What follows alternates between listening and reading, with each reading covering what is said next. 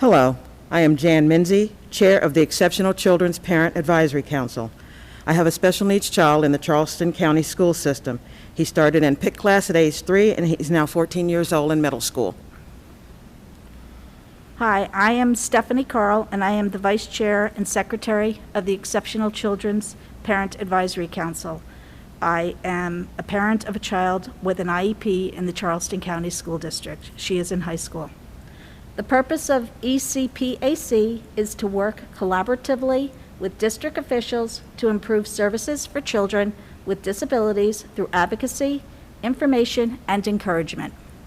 We are both parent volunteers. We are here as an additional resource to help you navigate the system. But always remember, you are your child's best advocate. We have received over 45 responses from parents to our questionnaire. The questions represented a wide range of schools and all grade levels. And now I would like to introduce our panel from the Charleston County School District who will be answering your questions. And first we have Beverly Holt-Pilkey, Executive Director of the Department of Exceptional Children. Thank you so much to Ms. Minzy and Ms. Carl for having us all here this morning. And we'd also like to say a special thank you to Ms. Vanessa Brown, the principal here at the beautiful new Cooper River Center for Advanced Studies. And then we have Sherry Bell, Director of the Department of Exceptional Children. Good morning. Thank you so much for having us here today. And we have Lisa Allison, Director of Intervention and Psychological Services. Good morning. Thank you for having me. And we have Elizabeth Young, Related Services Coordinator for the Department of Exceptional Children. So good to be here. And we have Shannon O'Neill, Compliance and Autism Coordinator for the Department of Exceptional Children. Good morning. And we have Mary Stahl, Secondary and Transition Coordinator for Department of Exceptional Children. Good morning. Welcome. And now to start our questions. Our first question is, what is the CCSD policy regarding face coverings, and how can a parent or guardian request an exemption? Beverly will answer this question. Thank you so much, Ms. Carl. In August of this year, the Charleston County School District Board of Trustees adopted temporary policy ADD, which covers face coverings. And it does indicate that all students and staff and visitors to our campuses should wear an appropriate face covering when they are on campus. This includes making sure that it is either a cloth mask or a paper mask. Bandanas and neck gaiters are not considered appropriate face coverings. And in accordance with CDC guidelines, face shields are not considered an appropriate face covering without a mask. There are opportunities for parents to request exemptions for the face covering policy for health or developmental or religious reasons. So a parent may contact the building level administrator of his or her child's school to request a copy of a mask or face covering exemption form. That would be completed along with documentation from the children's doctor or physician that would then be submitted back to a district level committee designated by our superintendent of schools for review and approval of that face covering exemption. There are also parents who may request a face covering exemption that is not an inapplicable means to either a health or a developmental concern or a religious exemption. And in those cases, a school may work with the parent for either a remote or a virtual learning. So face coverings is something that is brand new for us this year, something that we have a lot of questions about and that parents and guardians have questions and concerns about. So we encourage you, first of all, to start with your school's administration, reach out to your school nurse with questions regarding exemptions. Students are provided opportunities during the day where there may be a mask break, such as when they are engaged in recess or physical education where they can be distanced more than 6 feet away from each other, or at meal times. Thank you. Our next question, what steps should I take when I have concerns that my child's IEP accommodations are not being provided as written on the IEP? And this one goes to Beverly. Thank you so much. So this, first of all, let's start about the process that CCSD uses in terms of informing everyone who works with a student with a disability who has an IEP about those accommodations or modifications, or in some cases, a behavior intervention plan. So the process is that at the start of the school year, your child's team lead or case manager would be responsible for ensuring that the general education teachers who work with your child, anyone else who may be providing services for your child, receives a copy of those accommodations, modifications, and the behavior intervention plan if that is applicable. If you would discover or you have a concern regarding the implementation of those accommodations for your student, we would first encourage you to have a conversation with the school. Start with your child's case manager or with the team lead for your child's IEP team. Talk with them about the concerns that you have regarding the implementation of those accommodations. If you still have questions and concerns from that point, we encourage you to reach out to the LEA representative at your child's school. That is likely going to be the principal or the assistant principal in the building. Discuss your concerns there. We are always here to be a support and a collaboration with schools and with families, and so if at that point in time you still have concerns that those accommodations have not been provided as written on the child's IEP, please feel free to reach out to the Department of Exceptional Children for additional support. Our next question is, if my child is participating in the CCSD Virtual Academy, how are their teachers notified about their IEP? And this question goes to Sherry. Thank you. So if a child is participating in the CCSD Virtual Academy, then they would still be working with their homeschooled case manager, IEP team case manager, or 504 case manager.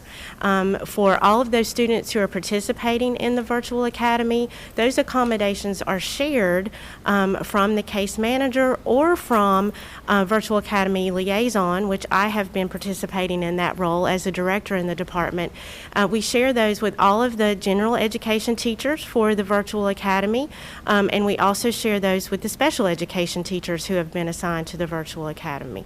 So all of those are shared, and then they also send notification that they have received those accommodations or modifications, and if they have any questions regarding those accommodations or modifications, then they reach out to either the case manager for that child, or they can also reach out to me with any further questions.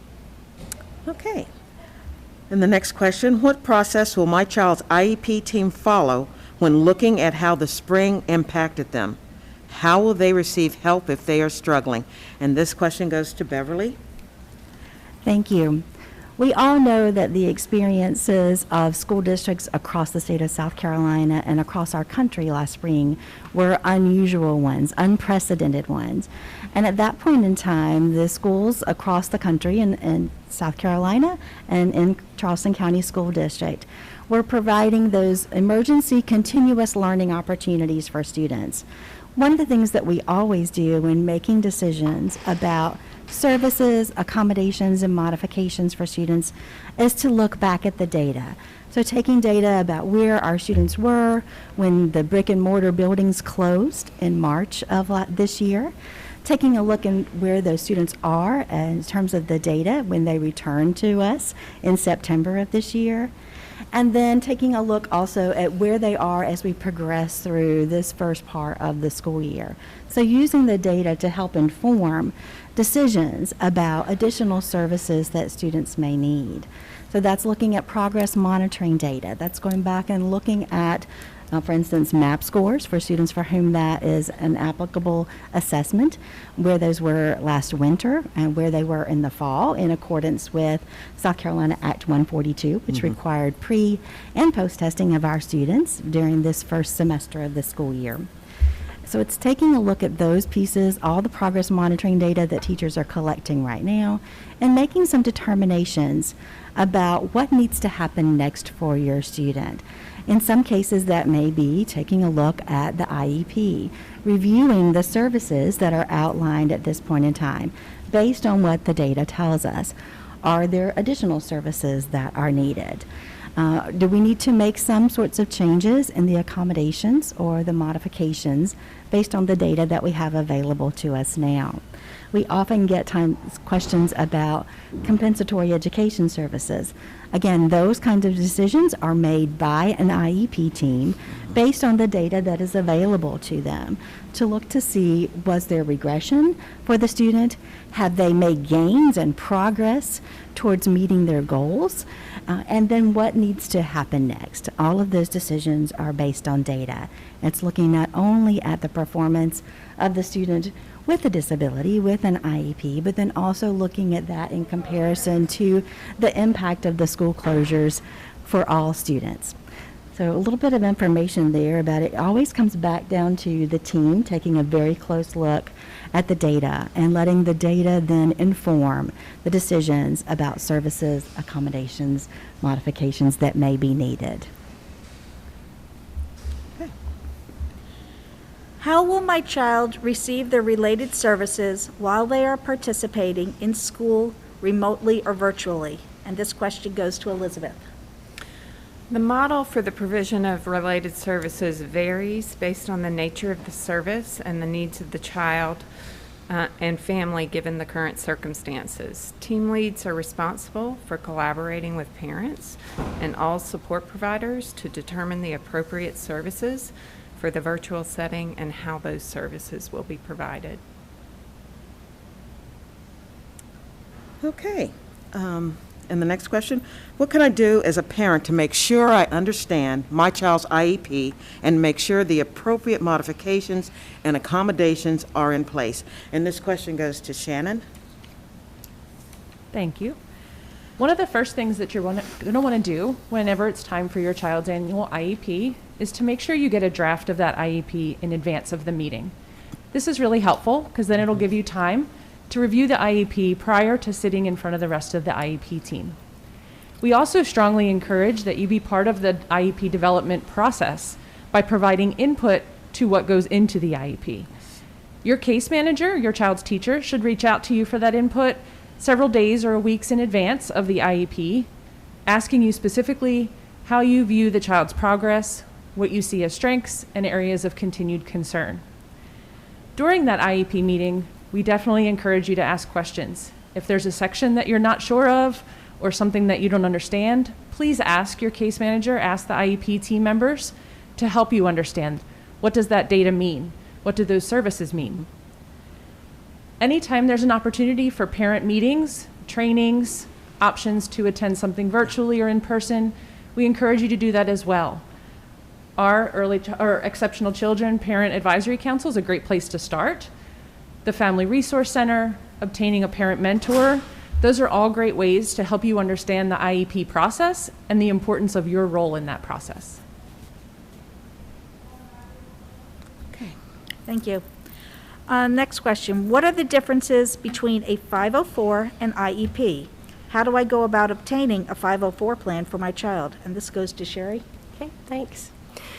So there are some differences between an IEP and a 504, and there are also some similarities. The major difference between the two is that an IEP is a plan or a blueprint that involves providing a student, if they are determined to be eligible, with specialized educational services. A 504 plan can involve some services for a student, but mostly just accommodations are provided for that student if needed. An IEP is governed by the Individuals with Disabilities Education Act, and then a 504 is governed by a Civil Rights Act, the Section 504 Rehabilitation Act of 1973. So both of those are governed by federal laws, and a student or a parent, if there's a concern and they would like for their child to have an IEP or a 504, then they're going to start with their team at their school. If the parent has concerns, then they're going to talk to either the principal, the LEA representative. They can talk with their child's homeroom teacher, their general education teacher, and express their concerns in writing. Specifically with an IEP, they can express their concerns in writing in regards to a referral letter. If there are concerns with maybe possibly looking at a 504 plan, then they can also express those concerns. But usually all of those concerns are shared with a team. If it's an IEP or a 504, they usually start with what's called an IPS team, an individual problem-solving team, and this can include a general education teacher, a school psychologist, an administrator, a special education teacher. It can include a variety of people who are serving that child or who may have an interest in serving that child later. So the parent can express those concerns in writing, and then they will be invited in to sit down and talk with the team about their concerns, and then some strategies and interventions may also be started with the child to see if we can really narrow down what those child's strengths and what those areas of needs are, and whether we need to go forward with the process of evaluation. Okay, if my child is learning remotely, I would like for them to be back in school. What steps can I take as a parent? And this goes to Beverly. Thank you so much. We know that our parents and guardians have completed a number of surveys during the course of the start of the 2020-2021 school year regarding your preference for the instructional model for your student, whether that is in person, on a temporary remote basis, or learning through our centralized virtual academy or the virtual academy at your child's school. So you've completed a number of those surveys. In many cases, the administrators in your school are already reaching out to you to determine what preferences you have for the upcoming 9-week period. One of the first things that you would do if your child is currently learning remotely and you would like for him or her to go back to school in person is to reach out and start that conversation with your school level administrator. Reach out to the principal of your child's school and let them know of what your preference is. Schools will be bringing in additional students for that 5 days a week in-person instruction based on parent preferences as well as school capacity. During this unprecedented time in our country and across our school district, schools do have a COVID-safe capacity that they must maintain, which in some cases limits the number of students that may be back in the building. So, but certainly your request as a parent will be taken into consideration along with those other factors in determining in-person instruction. Thank you. How often should I receive a progress report for my child? How do I go about making sure I receive it? And this question goes to Shannon. Thank you. IEP progress reports are issued every 4.5 weeks. The best way to try to remember when those dates are is to look at the academic calendar for our CCSD school district. On that calendar, you'll see whenever progress reports are due for the entire district. So our law in special education does require that we report progress at the same time as general education progress is reported. So you should find and you should expect that you would receive an IEP progress report every time that there is a report card or an interim report issued by the school district. If you are not receiving one, I would encourage you to reach out to your child's teacher, ask when you may expect it, and then also keep track of those dates on the calendar. Okay, thank you. How do I make sure my child receives accommodations on state testing, SAT, PSAT, or the ACT? Sherry. Thank you. That would involve meeting with an IEP team or a 504. If your child has a 504, you can sit down with the team as a parent because you are part of that IEP or 504 team, and you would discuss your concerns. From there, it doesn't automatically mean that you can have accommodations on an SAT just because your child has an IEP or a 504. That has to be approved by the College Board, but you can apply for those accommodations accommodations. And usually that process would involve, after you sit down and you have a conversation with the team and you determine why the child might need those accommodations, then you hope that the guidance counselor, or you would want to invite the counselor for your school to that meeting and discuss those concerns with the counselor. And then the counselor usually involves the school testing coordinator. Sometimes that counselor can also be the school testing coordinator, or that may be someone entirely different in the school.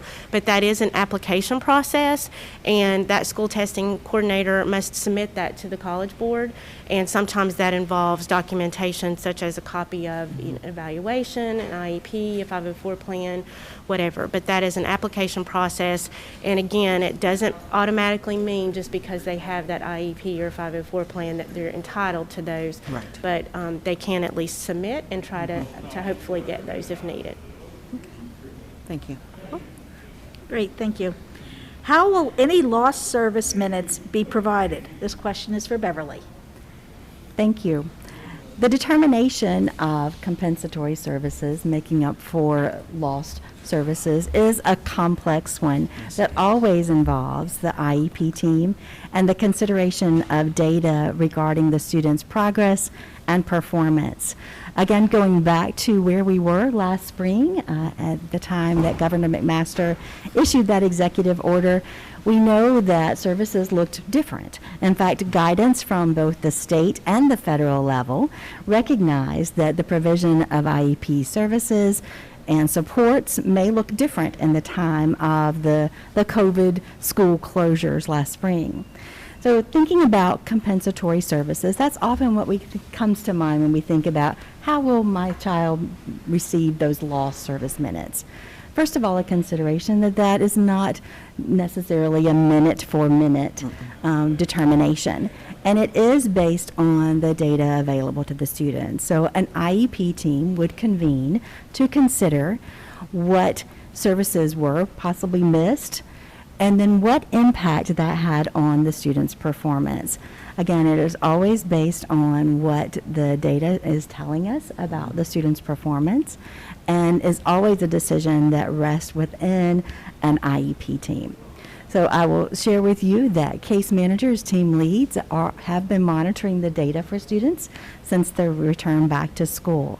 They collected baseline data. They have been working with progress monitoring data throughout this point in time, and will continue to look to see where students were in the spring, where they are as they come back into the fall, and then what sort of recoupment of any kind of academic loss they have over a period of time. So in a nutshell, that's what we would look at in terms of making any kind of determination about compensatory services. Okay, thank you. Okay, how do I make sure my child is getting all the therapy they need? Elizabeth? So school-based therapy is provided to ensure a child has access to the educational environment and is able to progress through the curriculum. Each year, the IEP team should consider the needs of the child during the annual IEP meeting to determine the type, frequency, and amount of supportive services that are needed to facilitate progress. Educational services are focused on integrating skills for success across educational environments, whereas private therapy may target isolated skills in the clinical setting. So that's really an individual determination for each child. Thank you. What reading assistant programs are available in the middle schools? And this question will go to Mary. Thank you. Across the middle schools in Charleston County School District, we do have a continuum of direct instruction reading programs that are available for students with disabilities. All of the programs that we utilize are based on research-based interventions and strategies to teach reading to students. The specific program is selected based on the individual needs of the students, and also involves a review of multiple sources of data to make sure that we are targeting the specific skill deficits that a student is displaying.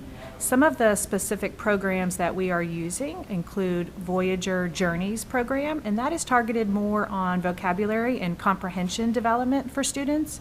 We also utilize the Voyager Language Live curriculum, It is a very comprehensive reading program that will address the foundational reading skills as well as vocabulary, comprehension, and written expression skill deficits. Another program that we are utilizing is the ESPY reading program. It is a multi-syllabic, multi-sensory program that addresses all of the areas of reading and really focuses on addressing the foundational skills that students may be lacking as they're approaching middle school and really need assistance with accessing the general curriculum reading material. We are also piloting Read 180 this year in a few of our middle schools, and that program is also very comprehensive and is going to address multiple areas of needs for students that are struggling with reading. So we do have a variety of reading programs that are available. They all include progress monitoring that is built in and assessments that are going to guide the teacher in making those adjustments to instruction in order to help our students achieve their IEP goals. Okay, thank you. And then, can my student continue with virtual studies due to high-risk people in the home? And that's Beverly.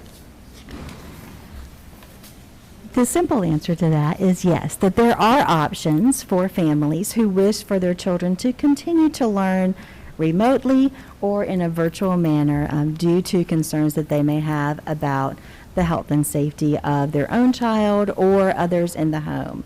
So there are opportunities for your child to be able to continue to learn virtually and remotely as we progress through the school year.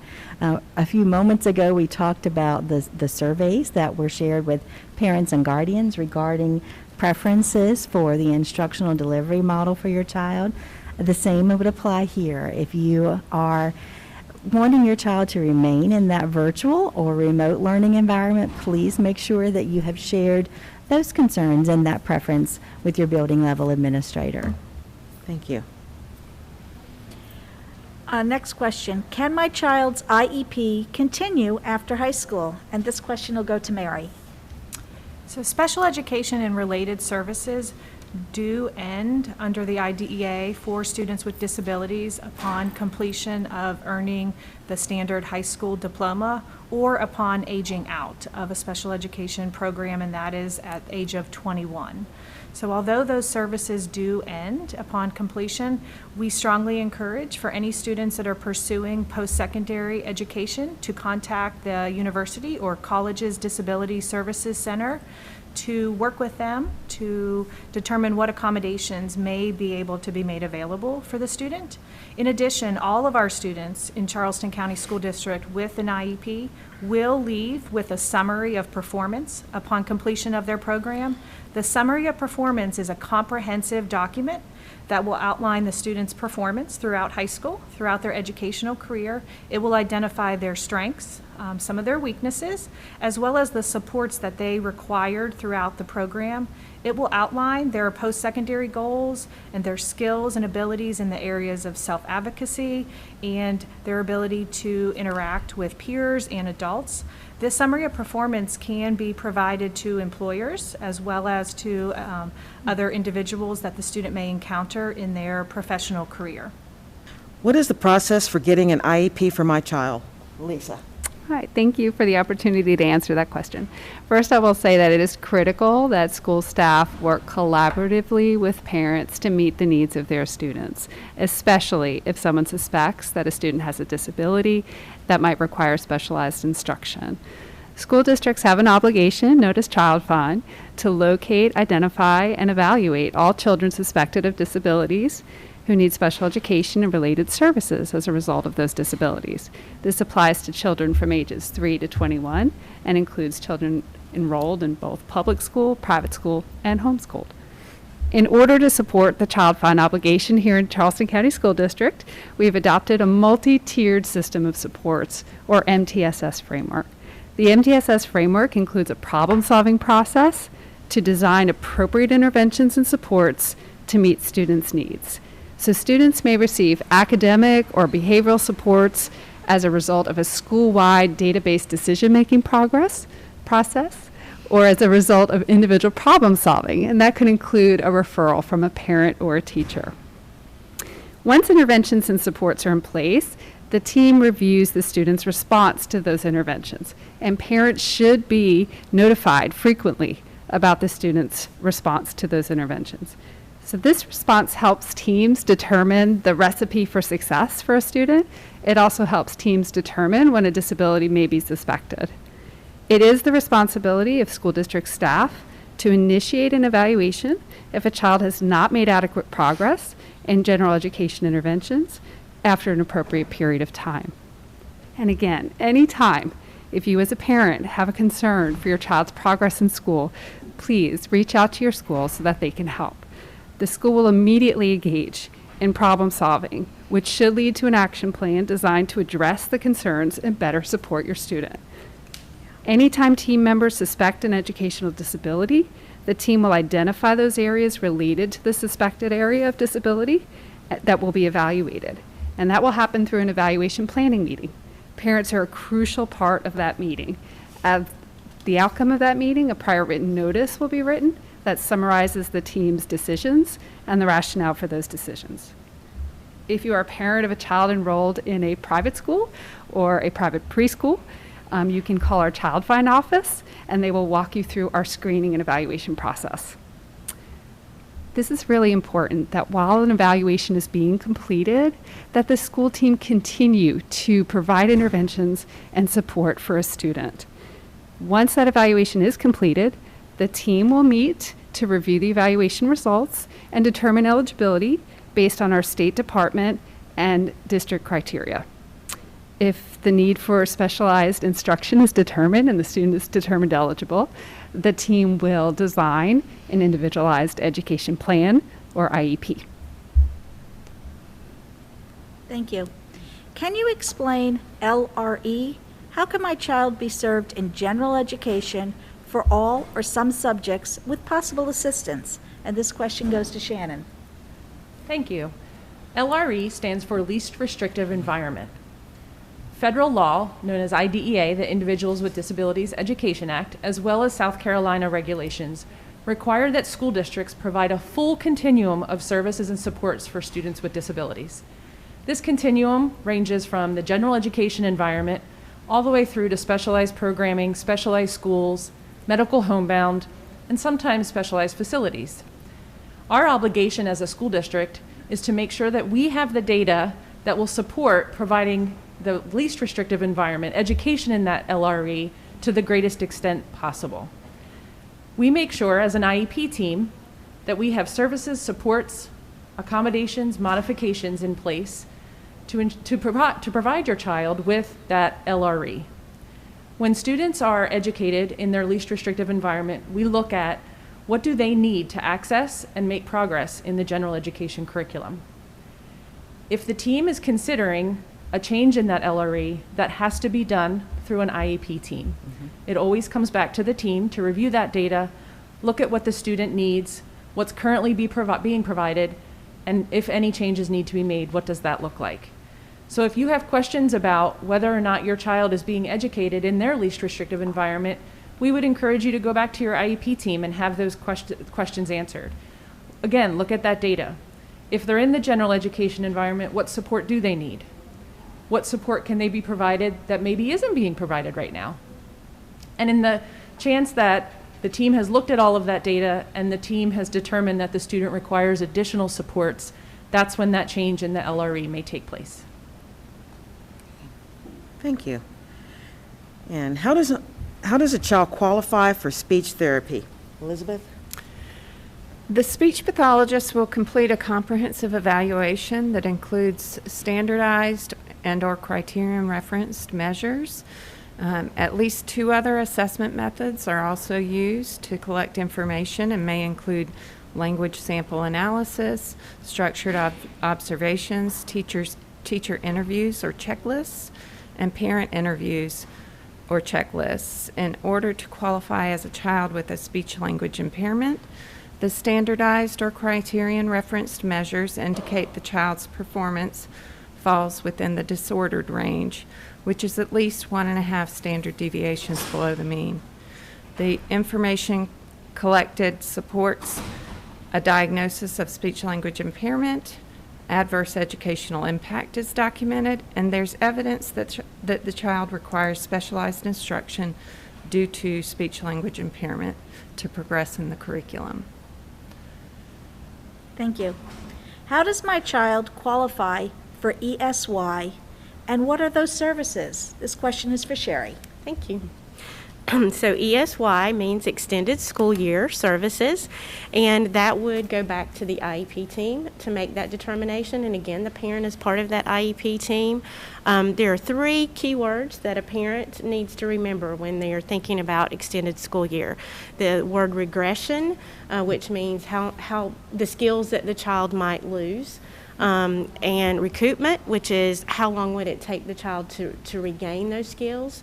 And then data. And you've heard us say data a lot today in our discussions, but when an IEP team sits down and they look at the data for that child over the school year and how those goals have been implemented and the progress that they've made on those goals, then they sit down and have that discussion with the parent and the team as a whole and determine, is the child going to lose these skills over that extended school year period, which we usually look at is during the summer. Mm-hmm. And if they are, then how long is it going to take them to regain those skills, to recoup those skills? Extended school year services aren't necessary for every child. It may be that a parent can work on activities during the summer with that child and can help the child maintain those skills. But an example would be that a child has just recently been determined to be eligible with a specific learning disability in the area of reading, and it's May and school is getting out in June, and this child has been making great progress in the area of reading. And so that team would really look at that reading and look at that progress monitoring and that data for that child and determine if there's a possibility of losing any of that over the summer, or if those skills could be recouped. And basically that determination would just be made and documented on that IEP, and then it would be determined if the team decides that those services are needed, then those would be provided during the summer. Okay, thank you. And next question, what do I need to know about the differences between a high school diploma versus a certificate, and what is the South Carolina High School Credential Program? Mary. Thank you. In the state of South Carolina, we do have one standard state high school diploma. This is considered to be the most rigorous high school pathway, and it is also the first consideration for all students. We always consider the standard high school diploma pathway. At the end of each student's 8th grade year, the IEP team will convene for either an annual review or special review meeting in order to determine what the student's high school exit option and pathway will be. Many sources of data will be used to make that determination for students. In the state of South Carolina, starting in the year 2018, we now have a statewide recognized South Carolina high school employability credential. This is not a standard high school diploma pathway. It is a pathway for students with disabilities, and it is focused more on preparing the students for employability options for after high school. It is an academic program of study, but it also includes a number of hours that have to be completed in the area of employment activities. So that is a unique pathway that is we are now in year 3. But again, the IEP team will convene at the end of the 8th grade year to make that determination. In addition, the IEP team may determine that the standard high school diploma and employability credential are not appropriate exit options for a student, and that student may be on a certificate completion attendance certificate. And that program of study includes specialized instruction targeted on the student's IEP goals throughout the high school program. Thank you. Thank you. And our last question is going to go to Shannon. What should I do if my child is learning remotely and they are not getting all of the services outlined in their IEP, such as organizational and study skills? I would say that regardless of whether your child is learning remotely or they're in person, if you have concerns about whether or not services are being provided, please reach out to your child's teacher. That is always going to be the best way to get your concerns expressed and to find out what might be happening. In this specific question, the question about whether or not a service is provided while a student is learning remotely, again, that would be a question for the case manager, but I would also encourage looking at the contingency learning plan that has been developed specifically for your child. So during the first few months and weeks of school, special education teachers were working collaboratively with parents, with other school team members, and with administrators to determine what services might look like for a student who needed to be provided services on an alternate instructional model. So that alternate model could be temporary remote, or although we're not using it, could be a hybrid model. There are several different options that were being discussed initially for Charlestown County Schools. So in that contingency learning plan, the team may have determined that a service or a skill area wasn't appropriate to be addressed while the student was learning at home. So that's a good place to start when you're thinking about, was this service supposed to be provided? And if it's not, why isn't it? But at the end of the day, you always want to go back to that IEP team. They are ultimately responsible for making sure that your student is getting what is outlined in that IEP. And this concludes our question and answers. I'd like to thank the panel today for coming and giving us their time and making this opportunity a reality. The ECPAC will meet via a Zoom on the 3rd of December from 6 to 7:30 p.m. And we're going to have a guest speaker who will be Miss Tara Lanou, who is the high school coordinator, and her topic is going to be about the South Carolina High School Credential Program. And also in regard to that program, if your child is in elementary school, you really need to listen to what she has to say. You need to start early, knowing what track you want your child on. And also, if you provided your email address in the questionnaire, you will be emailed a link for the Zoom meeting the week of the 3rd of December. And if you're interested in the Zoom meeting or being a part of the ECPAC, a link to our information will be provided at the end of the video. Also, on the video, at the end of the video, you will see a link for the coordinators in the schools. So parents, you can go to that. And you will also see a flow chart with the chain of command. So you'll know which step to take. Because in some of the questions, we noticed that the parent had made the first step. And I cannot emphasize enough that you as the parent, are the best advocate for your child. And we'd like to thank you for your time today.